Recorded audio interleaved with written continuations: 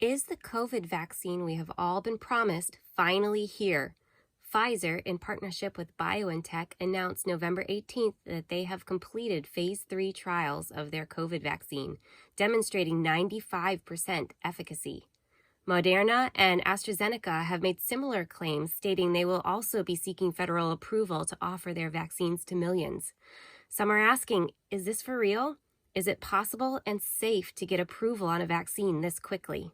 The FDA has scheduled a meeting of its Vaccines and Related Biological Products Advisory Committee. It will meet December 10th to discuss Pfizer and BioNTech's request for emergency use authorization of their COVID vaccine. Normally, vaccines take years to develop, so how has this one come about so quickly? The short answer is the type of vaccine, the amount of funding, and collaborative effort. The U.S., along with other countries, has poured billions of dollars into specific companies to support their efforts in developing a vaccine. The one created by Pfizer and BioNTech is an mRNA vaccine. While conventional vaccines require weakened strains of a pathogen, mRNA vaccines only require the pathogen's genetic code and therefore can be constructed quickly.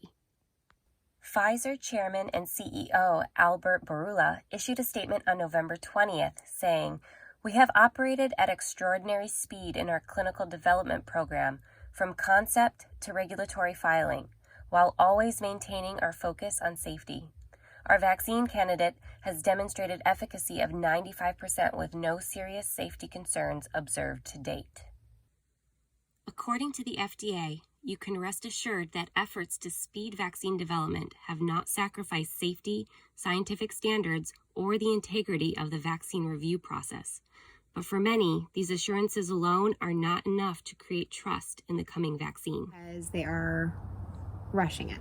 I think that's my biggest hesitancy, is if they're rushing it, they're likely to be skipping crucial trials, animal trials, and maybe rushing the human trials, not understanding the long-term effects of the vaccine if it has any. The big question is, once we have an approved vaccine, will it be made mandatory to get, like other conventional vaccines are? The answer is, yes, it could.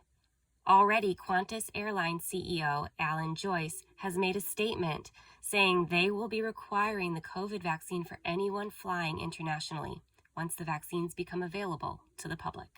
So it makes me nervous that it's rushed. It makes me nervous that it's rushed and could be mandated. So I would be very hesitant to take it.